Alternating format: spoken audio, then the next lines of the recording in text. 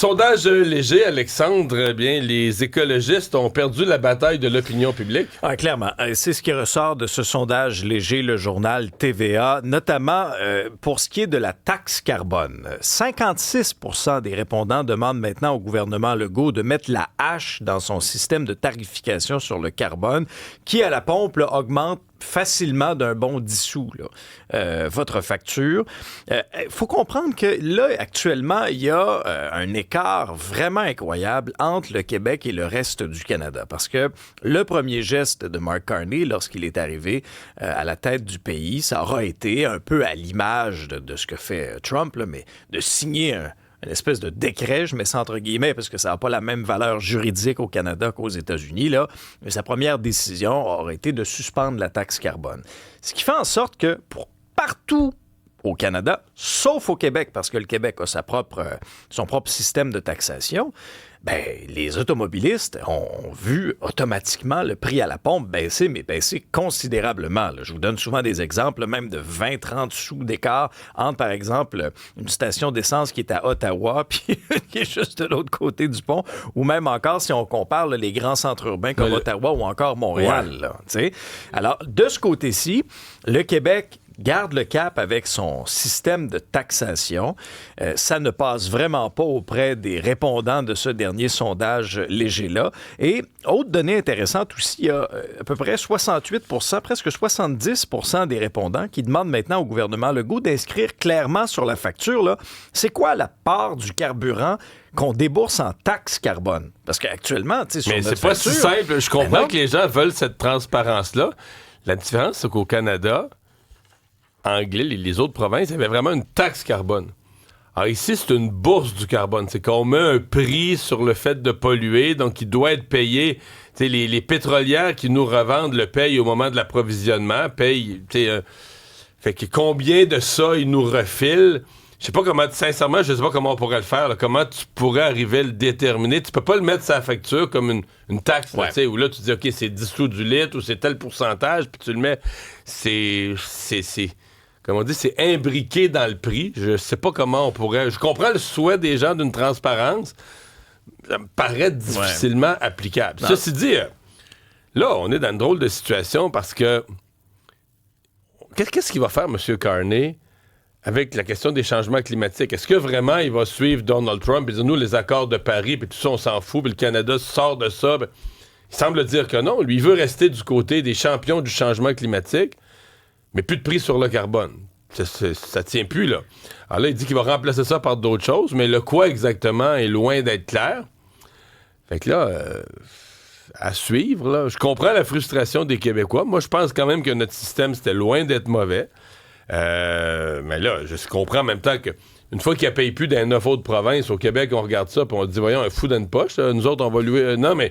on va lutter seul contre les changements climatiques puis pas le reste du Canada. Ben. Puis l'autre point d'interrogation, Mario, c'est ça sert à quoi cet argent-là? Alors, on a des exemples dans le journal ce matin. Actuellement, ça s'appelle le Fonds d'électrification et de changement climatique. Avant, c'était le Fonds vert. La cagnotte... Appelons-le comme ça, c'est plus court. C'est plus simple. Le Fonds vert. Un surplus d'1,7 milliard accumulé, semble-t-il. Et là, souvent, ça a fait les manchettes pour les mauvaises raisons, c'est-à-dire on prenait cet argent-là pour financer toutes sortes de projets, entre autres. Financer un projet d'électrification d'une réserve touristique de gorilles au Gabon. Avec notre argent. Après ça, subventionner Air Canada pour installer des ailettes sur des Boeing 767. Mais ça, c'est fini. Là. En fait, ils nous ont promis... Oui, ça a tout eu lieu, mais ils nous ont promis après ça que là, il y avait un resserrement des règles. Et d'ailleurs, Alexandre, c'est pour ça qu'il y a des surplus. Depuis qu'ils ont resserré les règles, pour pas choquer le monde avec des articles de journaux qui décrivaient des choses comme ça, mais c'est comme si là, il manque de projets verts pour mettre l'argent du fonds vert. Ben, en même temps, on a coupé les subventions pour les véhicules électriques. Tu sais, en plein virage vert, alors qu'on avait... Non, mais en plein virage vert, alors qu'on avait un certain momentum, puis on sentait l'intérêt des Québécois, pour prendre un terme automobile, On a mis le break à bras, on a mis le frein à main là-dessus.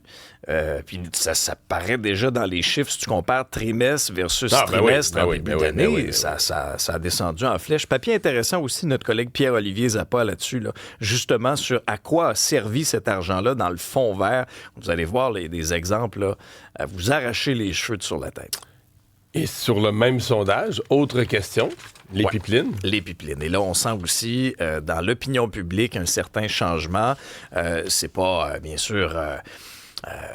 faut pas exclure le contexte géopolitique. Bon, c'est pas étranger au fait de la présence de Donald Trump, les menaces nécessairement là en ce qui concerne les tarifs et tout le tralala. Donc, selon ce sondage léger-là, 55% des Québécois estiment que la relance d'un projet de pipeline reliant l'Ouest à l'Est du Canada, donc, sont ouverts à ce qu'on relance les discussions. Ce serait un bon projet selon les répondants pour l'économie canadienne.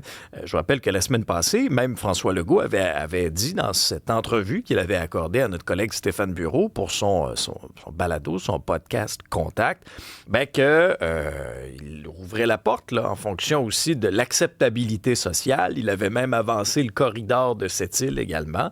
On sent que dans l'esprit, dans l'opinion publique, les choses sont en train de changer concernant les pipelines.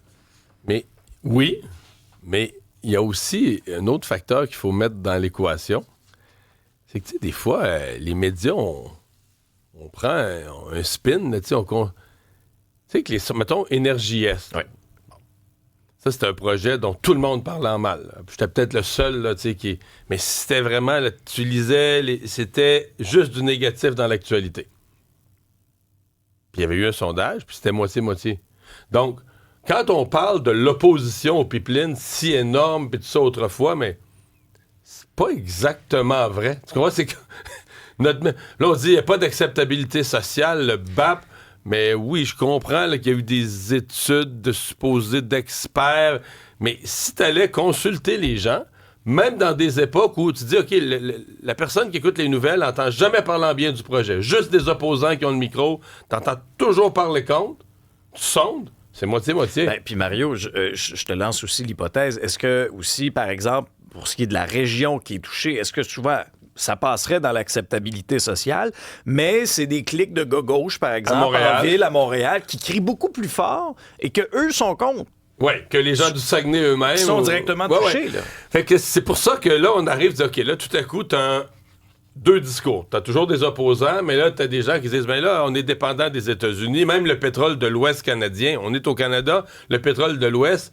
il nous vient des États-Unis parce qu'on n'a pas de pipeline Est-Ouest. Il faut le passer par les États-Unis pour le raffinage. Et tout à coup, tu amènes un autre discours. Mais moi, je suis pas si surpris de ça. La seule affaire, les groupes environnementaux ce matin, qui ont combattu les conservateurs, qui ont fait de Pierre Poilievre un monstre, puis qui ont... Tu sais, là, Mark Carney est arrivé puis a dit, bon, mais sur les pipelines puis sur la taxe carbone, Poilievre a raison. Je me rallie à lui. Je prends la même position que lui. Là, les groupes environnementaux, ils n'ont jamais attaqué Mark Carney parce que les autres étaient contre les conservateurs. Là. Et là, ils ont tout perdu. ils sont tassés, ils sont envoyés dans le champ. Là. Je ne sais pas comment ils vont reprendre ces batailles auprès de l'opinion publique, mais on a vraiment l'impression que l'opinion publique a mis de côté un peu la question des changements climatiques, en tout cas, de façon permanente ou temporairement.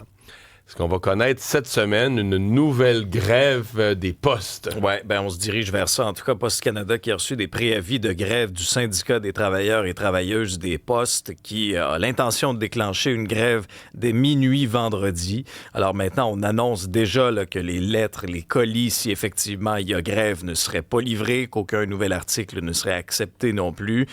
Poste Canada confirme toutefois que la livraison des chèques de prestations sociales va se poursuivre. Maintenant, en fait, on revient où on était au mois de novembre. Exactement. Novembre, parce décembre. Que, revenons en arrière. Il y a eu ce conflit de travail juste avant Noël.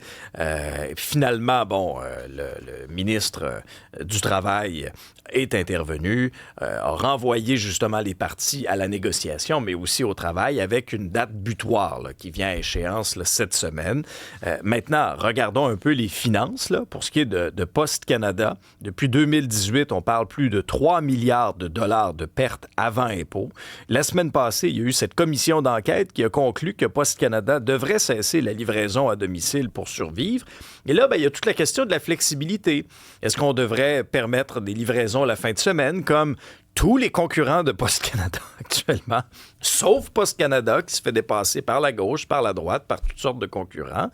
Est-ce que ce serait le coup de grâce? Je veux dire, si un autre conflit de travail en l'espace de quelques mois seulement, est-ce que ce serait le coup de grâce pour cette organisation-là, Mario? Je pense que c'est une période charnière pour cette organisation-là.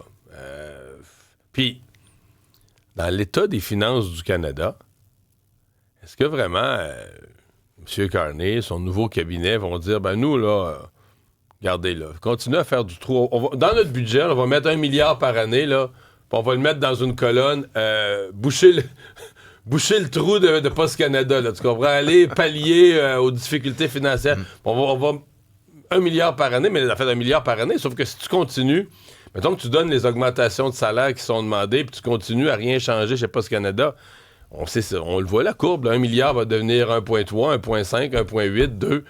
Est-ce que le gouvernement canadien est vraiment prêt à dire, nous, dans nos finances, là, dans tous nos... on va... ça va être un acquis, ça. Ouais, on va mettre de l'argent pour... ce déficit-là. Le déficit de Post Canada, je pense pas. Je vois pas ça. Fait que c'est pour ça que je dis que c'est une période charnière. Qu'est-ce qui va arriver avec Post Canada? Quel est son avenir?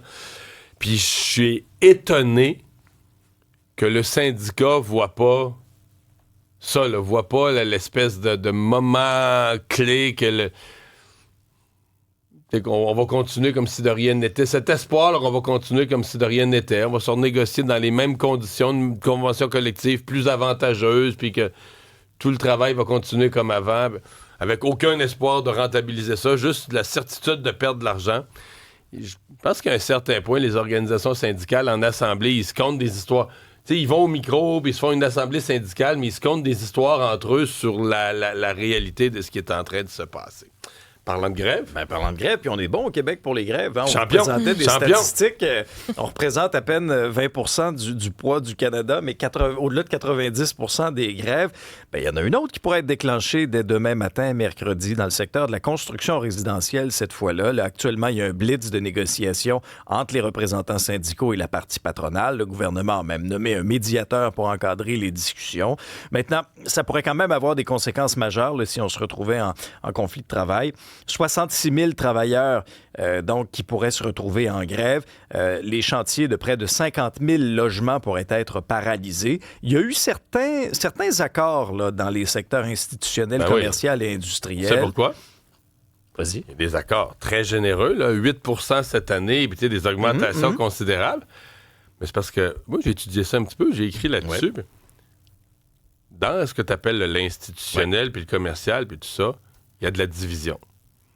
Que les compagnies, là, exemple les compagnies qui gèrent les grands groupes plus privés, là. Mais là, eux, ils disent, ça n'a pas de bon sens, la convention qu'on vient de signer. Mais vous savez pourquoi l'employeur l'a signé? Parce que beaucoup des employeurs travaillent pour le gouvernement. Ils rénovent des routes, ils rénovent des écoles, ils rénovent l'hôpital Maisonneuve-Rosemont, tu sais, je caricature, mais ils rénovent les hôpitaux et tout ça. Puis ceux-là, ils s'en foutent de l'augmentation de salaire. Sais-tu pourquoi? Parce qu'ils vont te la refiler à toi, Bibi, le consommateur. Tu comprends-tu? Oui. C'est fou de même. Fait qu'il y a toute une portion qui... Puis comme le gouvernement est un gros donneur d'ouvrage, il y a une grosse proportion des entreprises de construction dont le principal client, c'est le gouvernement. Fait qu'eux, ils veulent pas de troubles ces chantiers. Puis ils disent, tu sais... Nouvelle convention, on augmente les salaires, mais le gouvernement c'est une convention qui est approuvée par le gouvernement. Faut que si le gouvernement l'a approuvée, ça veut dire que le gouvernement est prêt. Je pense que ça fait 23 d'augmentation de salaire sur 4 ans. Quelque chose 22 sur 4 ans, t'as raison. C'est ça, 22 quelque chose. C'est ça, sur 4 ans. Ouais. Là, si le gouvernement va payer le substitut. Dans mes prochains appels d'offres au gouvernement, je vais ajouter les nouveaux salaires, puis c'est les contribuables qui vont payer. Alors que là, dans le résidentiel, si toi, tu construis des petits bungalows, là, des petites maisons pour des familles, c'est des monsieur, madame avec du vrai argent là, qui vont devoir acheter la prochaine maison. Fait que c'est déjà que le coût de la construction, ça n'a pas... Fait qu'ils veulent pas donner le même montant. Mais les travailleurs, eux, ils disent « Hey, nos chums, là, dans l'institutionnel, regarde, ils ont eu des belles augmentations. » Il vient de là, le cul-de-sac, là. Le cul-de-sac est aussi clair que ça. Fait que c'est comme un espèce de rappel aussi au gouvernement. sais, quand tu donnes des conventions généreuses comme ils ont fait dans le secteur public, là, qu'est-ce que tu penses qui arrive dans tous les autres domaines? Les gens, tout le monde regarde. Là, ça devient un précédent. Ça devient le standard d'aller chercher du 5, 6, 7% par année. Ça devient le nouveau standard. Bon, un peu à l'international, plusieurs pays qui lèvent le ton contre Israël. Oui, il y a eu donc, en fin de semaine, la déclaration commune, notamment des premiers ministres Carney, Starmer et du président Macron, souhaitant ne pas rester les bras croisés là, face à ce qui se passe là, à Gaza actuellement. On sait qu'Israël veut vraiment faire là, une opération là, de grande envergure pour mettre la main sur Gaza. Donc, Carney, Macron et Starmer qui ont menacé Netanyahou de mesures concrètes s'il ne met pas un terme à son offensive militaire et s'il ne débloque pas l'aide humanitaire également là, qui est paralysée. Maintenant, Benjamin Netanyahou a dénoncé la sortie de Mark Carney et des autres dirigeants internationaux. Le premier ministre israélien a affirmé qu'avec une telle déclaration, ils offrent un prix énorme pour l'attaque qualifiée de génocidaire contre Israël et ouvre la porte aussi à d'autres événements de la sorte. Netanyahou a invité les dirigeants à emboîter le pas à la vision de Donald Trump en disant que la guerre peut prendre fin demain, mais à condition que les derniers otages soient libérés et que le Hamas dépose les armes. Il y a eu une discussion hier assez longue, on ne sait pas jusqu'à quel point fructueuse, entre M. Trump et Vladimir Poutine. Ouais, les deux se sont parlé là, pendant à peu près 2 heures.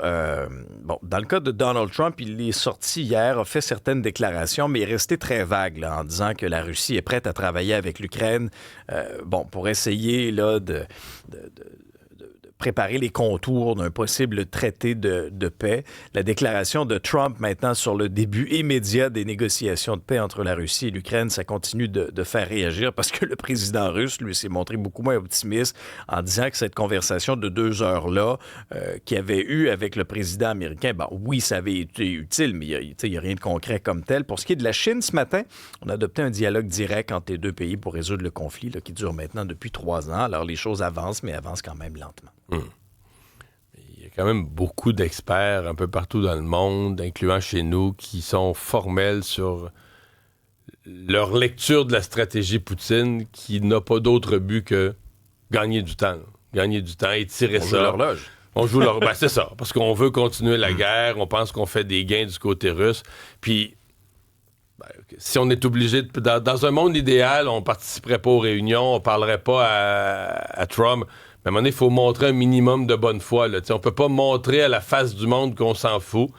Fait qu'on prend le téléphone, on jase avec Trump, mais dans les faits, on cède sur rien. On fait rien qui fait avancer vraiment la négociation avec pour but de gagner du temps. Puis regarde, ça marche. Dans le fond, les 6 derniers mois, là, officiellement, on était en discussion pour peut-être cesser le feu. Puis dans les faits, on est toujours au même point. Un film québécois qui a été bien reçu, Marianne, au Festival de Cannes. Oui, c'était pendant la quinzaine des cinéastes au Festival de Cannes. La quinzaine, c'est une sélection indépendante du festival là, qui est destinée à mettre en lumière notamment les films du style du cinéma actuel. Et là, c'est le film québécois Amour Apocalypse qui est réalisé par Anne Aymon, qui a été présenté en première mondiale et qui a été ovationné. C'est le 6e long-métrage d'Anne Aymon. C'est une comédie romantique qui met en vedette l'acteur québécois Patrick Yvon et l'actrice américaine Piper Perabo. Donc, c'est une comédie avec beaucoup de romance, un peu d'éléments de films de catastrophe, beaucoup d'humour. Puis, elle a dit de son film que c'est un sujet qui traite de sujets sérieux sans se prendre vraiment au sérieux. Donc, elle pense qu'on a besoin de ça en ce moment et la réaction du public a dit dès la première blague, la salle est partie à rire et ça n'a jamais arrêté depuis ce temps-là. Elle dit qu'on sentait le public qui réagissait aussi aux scènes qui étaient plus émotives du film. Plein de gens sont venus les voir après pour leur dire que c'était leur film coup de cœur. Et selon elle, sa l'ovation durant environ une dizaine de minutes. Donc, elle, c'est son premier festival de Cannes. Elle en rêvait depuis longtemps. Elle était extrêmement stressée, mais là, je pense qu'elle peut retourner à la maison, là, très fière de son œuvre. Il en profite pleinement de son passage à Cannes. Et au sport, dans la Ligue de hockey junior majeure du Québec, c'est terminé. Oui, c'est terminé. C'était donc cette série finale pour remporter le trophée Gilles Courteau. Et ce sont les Wildcats de Moncton qui ont eu le dessus finalement contre l'Océanique de Rimouski dans ce match. C'était le match numéro 6. Une victoire de 3-2 des Wildcats qui remportent un 3e titre en 2006, 2010 et maintenant 2023. 2025. Et là, prochaine étape, c'est la Coupe Memorial qui se met en branle. Ça a lieu à Rimouski. D'ailleurs, le premier match, ce sera donc l'Océanique de Rimouski qui va croiser le fer avec les Tigers de Medicine Hat. Alors que, pour ce qui est les Wildcats, leur premier affrontement, les Knights de London de la Ligue donc, de l'Ontario. Ouais, c'est la beauté. En étant l'équipe haute, l'Océanique va pouvoir se reprendre. Voilà. Même s'ils ont perdu cette finale-là, ils pourraient gagner. C'est déjà arrivé que le perdant qui reçoit à domicile la Coupe regagne la Coupe Memorial. Donc, on va souhaiter pour